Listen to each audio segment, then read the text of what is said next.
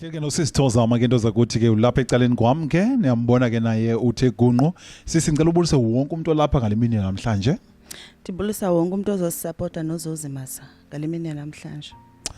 Okay, sicela nawe usibalisele izinto ozikhumbulayo ngobhuti wakho ebingumuntu onjani apha efamilini. Babalisile ke kodwa izinto ezimandi bana ebingumuntu onjani ubhuti kodwa nawe sicela usibalisele ozikhumbulayo. Ubhuti bengumuntu osupportive kakhulu, osithandile. Kangoba mina ndithe xa ngiphelwa ngumsebenzi wade wandithatha ndohlala naye. Bendiyazi ba ngemina peyanga i-allowance yami iyangena. Nangona ke bengumuntu ongathanda uyikhupha ncaba imali. Ebengathanda kakhulu uyikhupha imali kodwa shem ebe supportive kakhulu. Supportive kakhulu. Yes. So uzomkhumbula ngazo zinto zike ezinye mhlawumbe ezinye inkumbulo ozikhumbulayo. Ebengumuntu welantuza wamachamba. Yonke into yakhe inechamba phakathi. Into edibene naye. Enokurhatha ndulantu uzusebenzisa xa ethethayo. Wena ndiyabona abantu nxa bethetha basebenzisa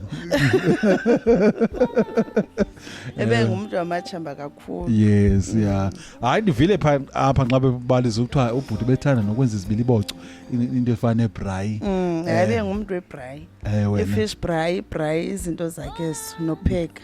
Nopheka. Bepheka kwayena. Hayi bepheka kwayena. Njengoba ndandihlala naye nje ndandiyazi ba ngeSundays babesihlala eKapa. Kukho indawo ekuthiwa kuseGusheni pha.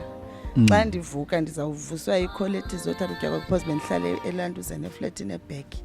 uSunday xa ikhona imini yesibindi esifresh azawuzithenga pha eGusheni. Samba win wena. All right ke sibawuza nosibindi ke ndoza kuthi ke phaya kusisi ethetha kamande inkosi kakhulu sisi ngexesha lakho. Okay ke buthe ngosi. Hleli ke nomtshana ke ndoza kuthi ke ulapha ecaleni kwami naye ufuna ba nayo imessage afuna uyithetha ke malunga ke nomalomo oankile. Cela ke ukuthi ubulisa abantu bonke ngexesha elinye. Ngiyabulisa kubo bonke abantu abazoncedisana nathi apha ekhaya kule nhlungu sikuyo namhlanje ngomalume wami oye wasishiya. Ke ndizawuthetha ngaye mani ininzi into endinoyithetha ngaye kakhulu because ubhuti ebengumuntu othanda umuntu wonke apha kwaba beyithanda ifamily yakhe. Ebengadlali ngefamily yakhe ngakumbi nabatshana nabantwana. Bingumuntu nje wamachamba ehlobo udadewethu bethetha ngalo ke enalanto ithi kha thangani sizaba right kuyo yonke into. Ewe usebenzile kakhulu. Kubhlungu but ifamily yami ndiyacela ingakhathazeki.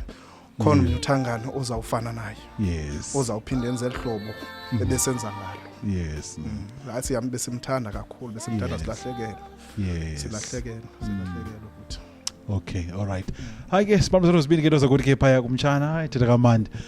Ubhuti ungikhumbuza utata wami wayenaye ehlobo alifuna bendilana elahlobo ucacisa ngalo. Wayenjalo ke nawe isithi nxa wamutata wesithi nxa ityela kofi mandi afuna bendicacisa.